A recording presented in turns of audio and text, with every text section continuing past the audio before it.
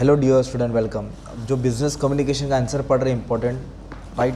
Business communication में एक topic आएगा एथिक्स, बिजनेस एथिक्स। तो बिजनेस एथिक्स फॉलो करने से कंपनी का क्या फ़ायदा होता है, राइट। तो first we have to understand what is ethics. Ethics का मतलब होता है कैरेक्टर, मतलब सही और गलत, सही काम करना। एथिक्स मतलब मॉरल वैल्यू होता है कि बिज़नेस जो ऑपरेट कर रहा है वो किस तरह से ईमानदारी से बिज़नेस को ऑपरेट करता है, अपना एकदम सही रास्ते पे चलता है। तो सही रास्ते पे मतलब अच्छी एडवर्टाइजिंग करना, गुड मार्केटिंग करना, अच्छे से अकाउंटिंग करना, कुछ छुपानी नहीं, गवर्नमेंट का टाइम टू टाइम टैक्स पे करना, है ना। ये सब एथिक्स होता है, राइट। और प्रॉपर एचआर रखना, अच्छे लोगों को सिलेक्ट करना, नेपोटिज्म नहीं होना। तो this all come under business ethics. तो जब कंपनी बिजनेस एथिक्स प्रैक्टिस करती है तो इससे कंपनी को क्या फ़ायदा होगा। पहला फ़ायदा है कि कंपनी का सर्वाइवल बढ़ जाएगा, कंपनी की लाइफ लॉन्ग होगी ना। क्योंकि जो अनएथिकल प्रैक्टिस करता है ना वो कंपनी शॉर्ट टाइम तक ही रहती है, बाद में गिर जाती है। पर जो बिजनेस एथिकली कंडक्ट करता है उसका लाइफ क्या हो जाता है, बढ़ जाता है, राइट। सर्वाइवल मतलब बिजनेस जिंदा रहेगा, राइट, प्रॉस्परस रहेगा, बढ़ेगा। नेक्स्ट है कंज्यूमर राइट्स। एथिक्स का मतलब क्या होता है, सही और गलत काम करना।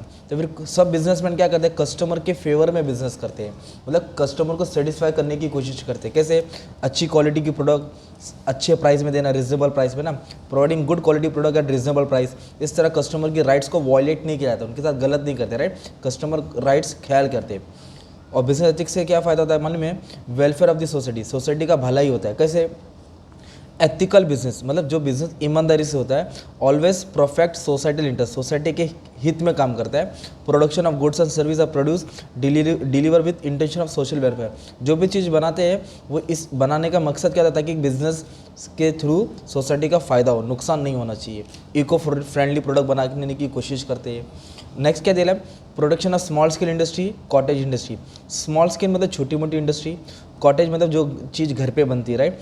तो बड़े बड़े बिजनेसमैन ये भी सोचते हैं कि हमारे कारण ये छोटे मोटे बिजनेस का नुकसान नहीं होना चाहिए, राइट। तो लोग उनके बारे में भी थोड़ा ख्याल करते हैं, उनके भी सेफ्टी के सोचते हैं कि कुछ चीज़ इन लोग बना के कमाएं। तो ये भी बहुत अच्छी बात है। Mutual benefit, business ethics benefit business. किसका अगर हम लोग ईमानदारी से बिजनेस करेंगे ना तो इसमें फ़ायदा बिजनेस का होता है। कैसे, by rendering ethical service for the society, business from gain goodwill, क्योंकि बिजनेस का गुडविल होएगा, रेपुटेशन होगा, जिसके कारण कस्टमर भागे दौड़े वापस से आ जाएंगे। और जब तुम बिजनेस ईमानदारी से करेंगे तुम्हारा बिजनेस ग्रोथ होएगा, एक्सपांड होएगा, और गुड क्वालिटी डिसीजन बनता है, राइट।